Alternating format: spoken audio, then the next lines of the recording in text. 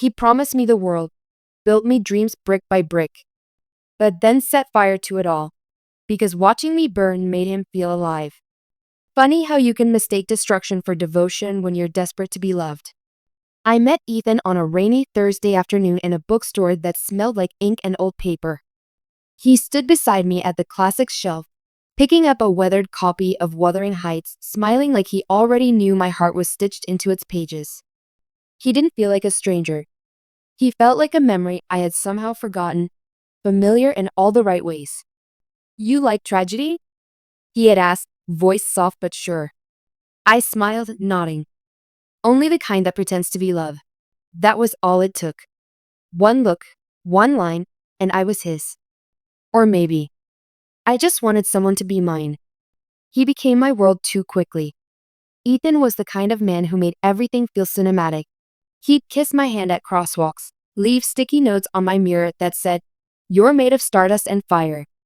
He'd bring me my favorite coffee without asking, memorize my schedule without me ever telling him. He made me feel like I wasn't just loved, but understood. And for someone like me, raised in silence, starved of tenderness, that felt holy. We moved in together after only 4 months.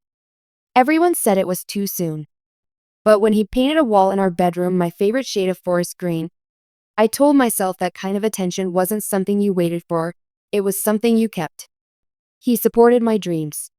When I started my small online art store, he was my biggest fan, posted about it, wore my designs, told his friends. Said I was magic. Said the world needed more of me. Little did I know, he was only feeding me just enough hope to keep me blind. It wasn't just the grand gestures that made me fall. It was the quiet things, the way he'd rub my back when I was too tired to move, the way he'd sit beside me during my panic attacks without trying to fix me. He didn't need to say anything. Just being there was enough, or so I thought. But in hindsight, maybe he wasn't there to comfort. Maybe he was just studying the cracks, learning where to press when he wanted to break me later. The first shift was small, unnoticeable unless you were looking, and I wasn't. He started criticizing little things, my clothes, my friends, my art. Not directly. Not at first. He was too clever for that. He'd say things like, "You're so much more than this," while holding one of my paintings like it was a mistake. Or, "Are you really going to wear that? I just think you're better than that style." It was always wrapped in love. So I unwrapped the poison like a gift. I changed. For him. Because he said he saw potential. Because I wanted to be worthy of the pedestal he put me on, never realizing he was the one shaking its foundation. He told me to quit my part-time job to focus on art full-time. Said he'd take care of rent, food, everything. He wanted to invest in my talent. At first it felt generous. Then slowly, it became suffocating. I couldn't go anywhere without asking. He started tracking my phone. Just for safety, he said. He'd get upset if I didn't answer his calls in time. Then he started picking fights over what I posted, who commented, what I wore when I went to the grocery store. He'd always apologize afterward. Buy me flowers. Kiss my forehead. Cry, even. Say, "I just love you too much. I can't lose you. You make me crazy." And I, the girl who had never been loved gently, thought crazy meant real. My friends started pulling away, said I wasn't the same. That Ethan wasn't who he pretended to be. But I defended him with the fire he had lit in me. I said they were jealous, said they didn't understand our bond. I didn't realize I had become a version of myself that only existed in his shadow. Then came the proposal. He didn't take me somewhere grand. No flash mobs. No fairy lights. Just one night in our kitchen, barefoot and exhausted, he looked at me and said, "Marry me. Let's stop pretending we're not already everything to each other." I cried. I said yes. Because after everything, after all the quiet hurt I swallowed, I thought this was the reward. That the storm was over. That the ring was proof it was all worth it. I didn't know the ring wasn't a promise. It was a leash. The wedding never happened. Not because I left, but because the truth found me first. I had been using his laptop, Mine was slow, and he had left his open. I was looking for a reference photo for a commission. I shouldn't have seen it. I wasn't supposed to. But fate has a way of handing you the blade you need to cut through illusion. There was a folder on the desktop, titled simply, Collection. I opened it. Inside were dozens, no, hundreds of pictures of me. Videos. Screenshots of my texts, recordings of my phone calls. I scrolled, hands trembling, heart crawling up my throat. Then I found a document, a journal. His journal. The first page began with, Day 1 she looked at me like I was God. Perfect. Gullible. Exactly the kind I like. I read entry after entry, cold, calculated words describing how he gained my trust. How he manipulated my triggers. How he deconstructed me piece by piece. One line etched itself into my soul forever. She thinks I love her. But the truth is, watching her fall apart is better than sex. It's the closest I've ever felt to power. I couldn't breathe. My ears rang with the kind of silence that only exists after betrayal. He didn't love me. He never loved me. He loved the control, the spectacle. He built me dreams brick by brick, only so he could set fire to them himself. And I was the perfect fuel. I didn't cry when I finished reading his journal. I didn't scream. I didn't throw anything or crumble to the floor like the heroines in the stories I used to paint. I sat still. Because sometimes, silence isn't shock. It's survival. It's your mind splitting in two, one part shattering under the weight of the truth, the other scrambling to keep you upright. I was numb. But not dead. Not yet. Ethan came home 2 hours later, whistling. Casual. Light. As if the house he stepped into wasn't now a graveyard of every lie he ever told. He kissed the top of my head like he always did. I remember how his lips brushed my scalp, soft, practiced, poisonous. I didn't say a word. I couldn't. How do you tell someone you just read the blueprint of your own destruction, written in their handwriting? But the worst part wasn't the journal. It wasn't even the surveillance. It was what came next. A week after I found the folder, I received a message. No name. No profile picture. Just a text. You weren't the first. You won't be the last. Run while you still have pieces of yourself left. My stomach dropped. I stared at the screen, pulse pounding in my throat. I messaged back. Who are you? No reply. The next day, I got another message, this time with pictures. Me crying on the bathroom floor. Me sleeping. Me changing clothes in our bedroom. Angles I never saw. Views that only made sense from hidden cameras. I searched the apartment in a frenzy, tearing through drawers, vents, shelves. I found 2 cameras. One inside a vent in the bedroom. Another inside a clock in the living room. I ripped them out with shaking hands. That night, I didn't sleep. I watched Ethan as he dozed beside me, mouth slightly parted, breathing slow and innocent, like he wasn't the monster hiding in my bed. In that moment, I knew. This wasn't a man who had lost his way. This was someone who never had one. A predator in a poet's clothing. I wanted to leave. God, I wanted to, but I couldn't. Not yet. Because deep in my bones, something darker than heartbreak started to stir. Not fear. Not even grief. Rage. And with it, a new thought was born, icy and precise. He had built an entire performance out of me. Turned my love into a canvas and painted it with his cruelty. I was done being his art. It was time to become the artist. But first, I needed to know everything. I started digging. Carefully. Quietly. Every night, after he slept, I scoured his devices. I found more folders. Names. Pictures.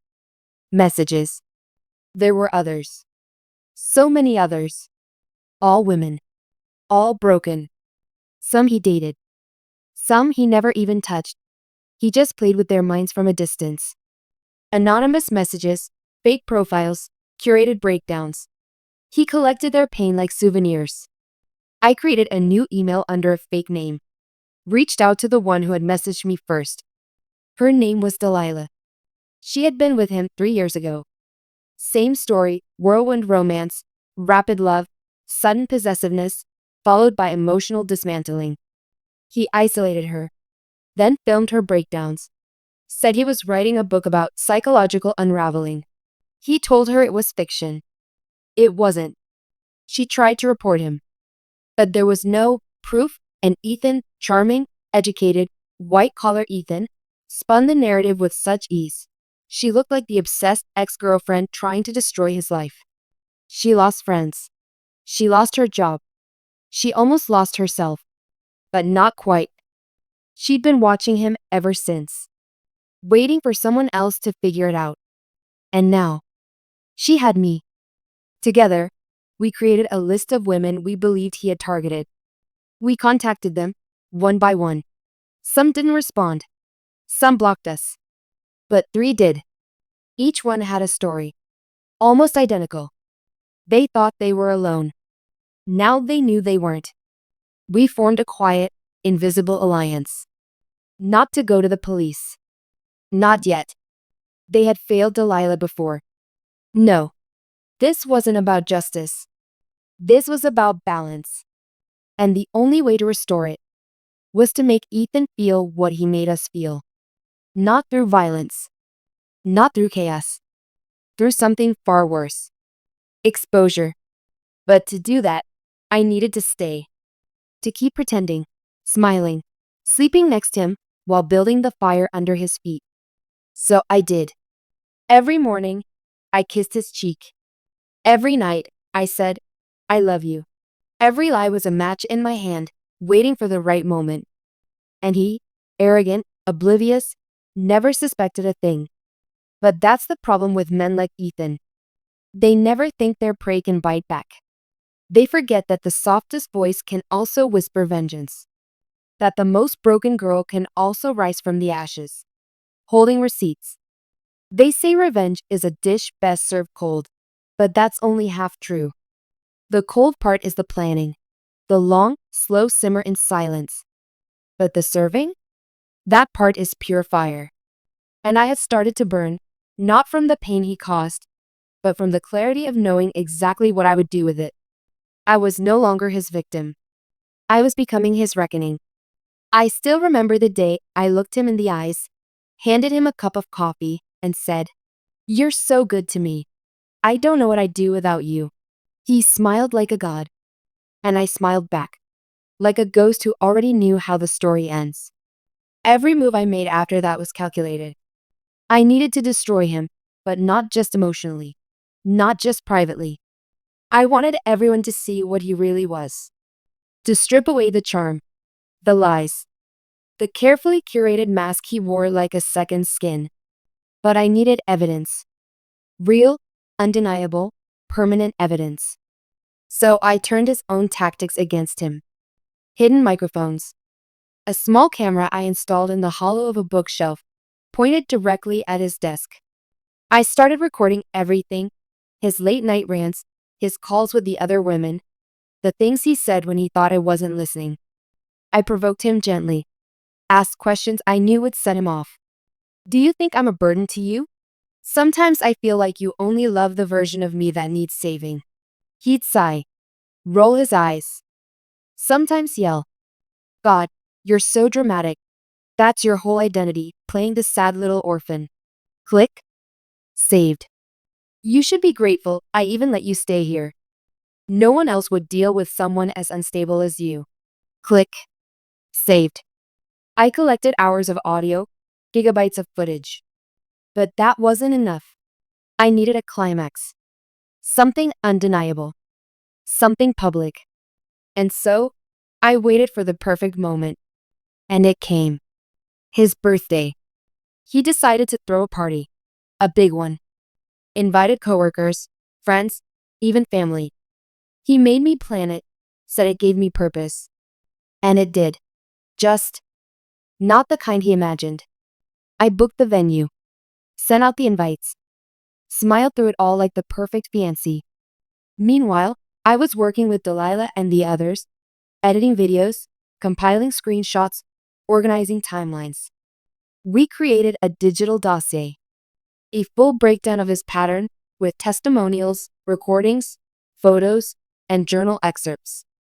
But the crown jewel? A montage. A beautifully cut, cinematic highlight reel of Ethan in all his twisted glory, talking about how he breaks them slowly, how he enjoys being the puppet master, how pain is the purest form of intimacy. Set, ironically, to soft romantic music.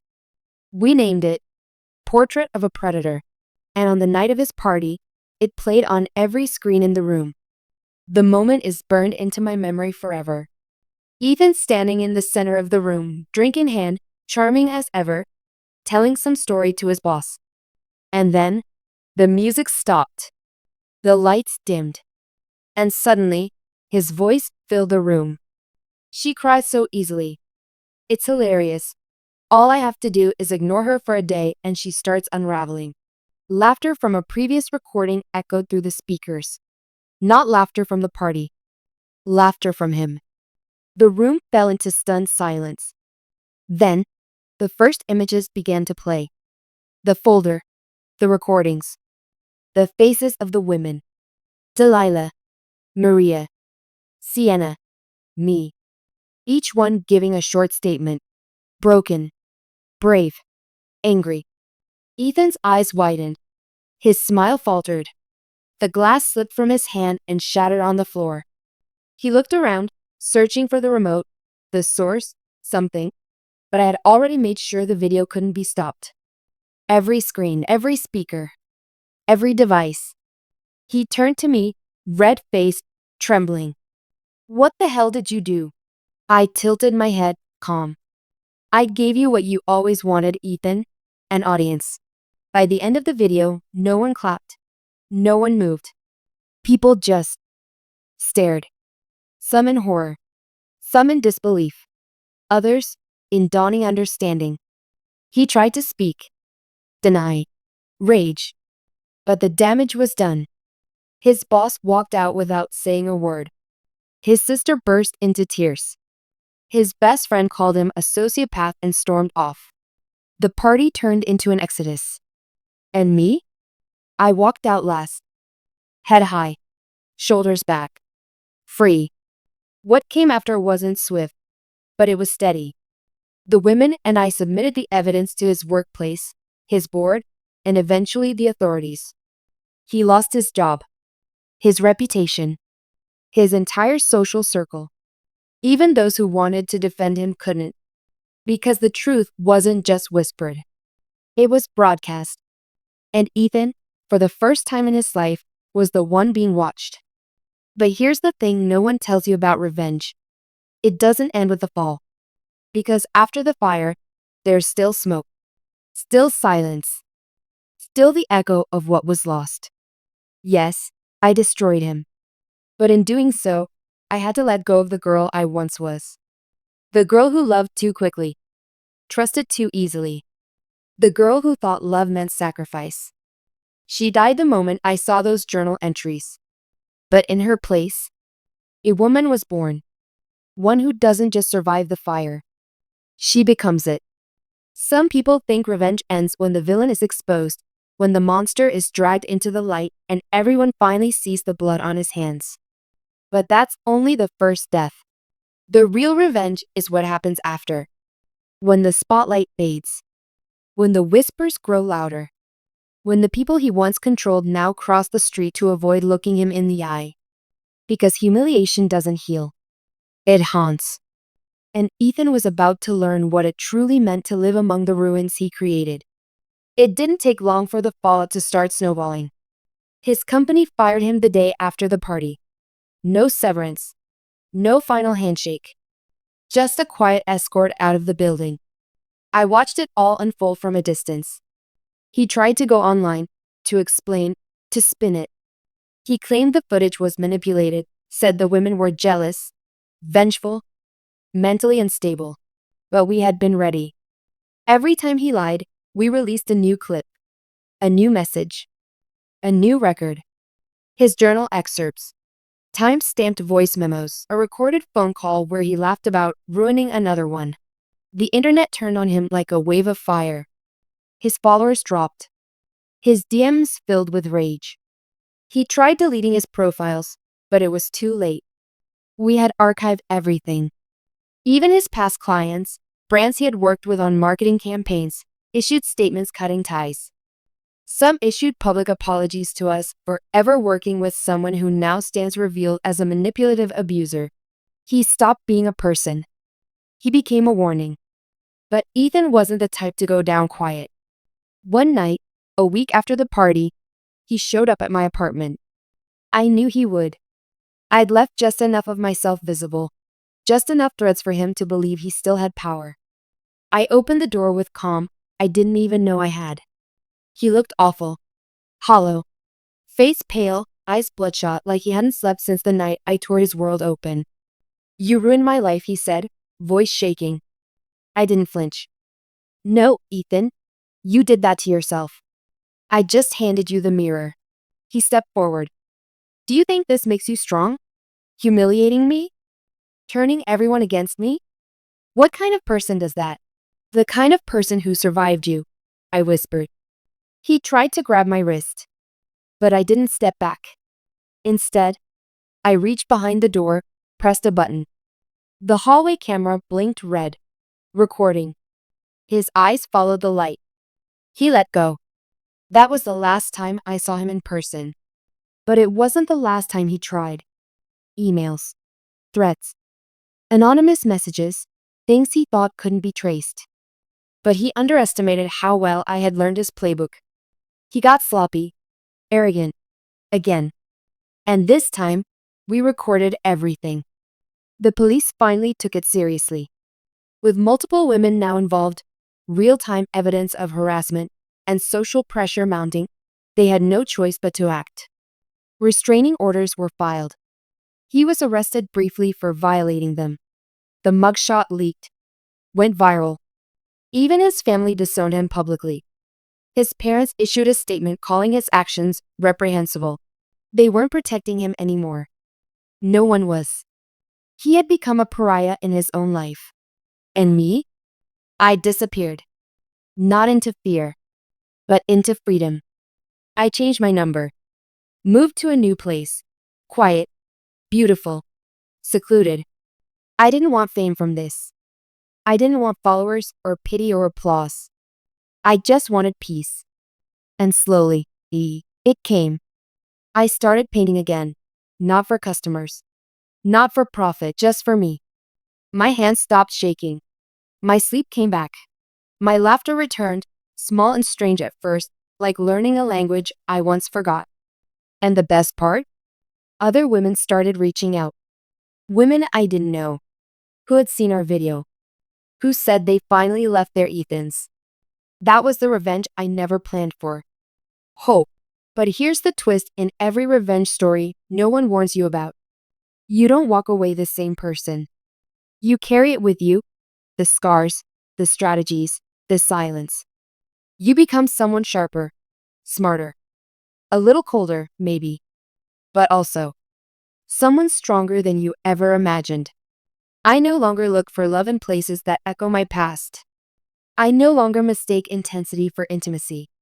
I no longer hand my heart to people who bring knives wrapped in compliments. Ethan gave me many things. Lies. Wounds. 1,000 nights of pretending. But in the end, he gave me something else. Clarity. And that was the final revenge. Because the truth is, he didn't just lose me. He lost the only version of me that ever loved him. And now, I exist beyond his reach. Untouched. Unapologetic. And completely free. People think stories end with justice. With the bad guy punished. With the victim healed. With some neat bow tying all the pain into purpose. But real life doesn't work like that. Pain lingers. Justice limps. And sometimes, the story was never what you thought it was to begin with. Because while I burned Ethan's life to the ground, while I collected every scar like armor, while I turned from the hunted into the hunter, I didn't see her coming. It started with a letter. No return address. No name. Just a white envelope, slipped under my door one afternoon like a ghost whisper. I almost didn't open it. But something in me, the same part that once ignored red flags for love, now felt red flags for danger. The paper was thick, heavy, expensive. The kind of stationery used by someone who never had to question their power. The handwriting? Feminine. Elegant. Precise. You think you know Ethan, but you only know the version he wanted you to see. You were not his first project. You weren't even his best. I was. My stomach twisted. You think you played him, but darling, you only activated the plan he was waiting to test. You think he lost. But what if he wanted to burn? There was a USB stick taped to the back of the letter. No explanation. Just a postscript. Press play, if you dare. I stared at that USB for hours. Part of me said don't. Said this was manipulation. Said I owed myself peace.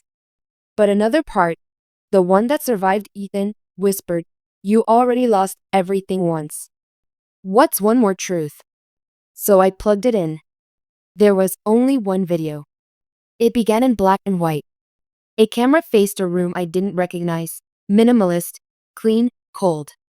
A man sat in a chair in the middle of it. Ethan. Not current Ethan, younger. Maybe 6 or 7 years ago. His face was smoother. Less guarded. Another voice, off camera. A woman. State your name. Ethan Lorne, he said clearly. Purpose of this project? To explore attachment through performance. To test the boundaries of emotional conditioning. To simulate authentic intimacy through control. And the subjects? He smiled faintly. Volunteers. Some aware. Some not. All perfect in their own brokenness. I froze. This wasn't just manipulation. This was a research project. But it didn't stop there. The video cut. Dozens of clips stitched together. Ethan coaching someone off camera on how to act fragile. How to draw out sympathy. How to mimic trauma responses. Then a new face appeared. A woman. Beautiful. Poised. Cold. She looked directly into the camera. You think Ethan's the predator. But what if he's the prototype? I blinked. Rewound. Played again. She continued. We designed him. Sculpted his responses. Fed him every line. Every journal entry you found. We wrote them. Every slip you uncovered. We planted them. My hands trembled. You were never the audience. You were the variable. The screen went black. Then one final frame appeared. White text on a black background. This was never about him. It was about you. I pulled the USB out like it burned me. My thoughts were spiraling, screaming, unraveling. Was it real? Was any of it real? Had I been part of some long-term psychological experiment? Was Ethan a pawn? Was I? I thought I had been the one orchestrating revenge. But what if someone had been orchestrating me? I tried to trace the letter. The IP from the USB.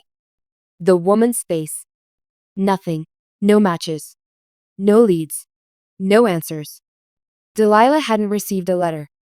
Neither had the other women. This was personal. Just for me. And that was when I realized. This wasn't over. Ethan disappeared after his arrest. No one knew where he went. No updates. No sightings. It was like he'd vanished. And I'd let myself believe that was the end. But what if his disappearance was an escape? What if it was design? What if the fall I believed I caused was just another level of his experiment? Worse.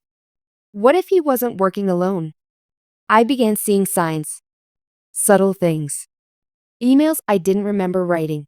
Calendar invites I didn't create. Someone accessed my cloud storage.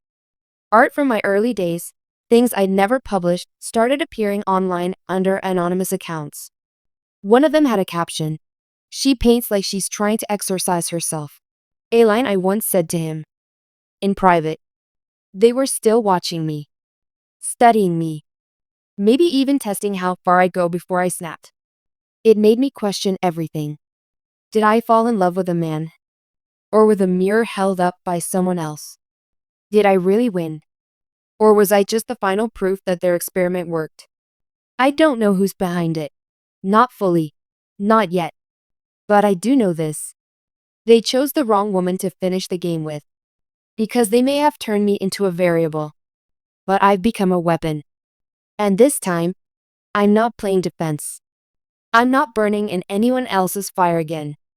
Now I set the match.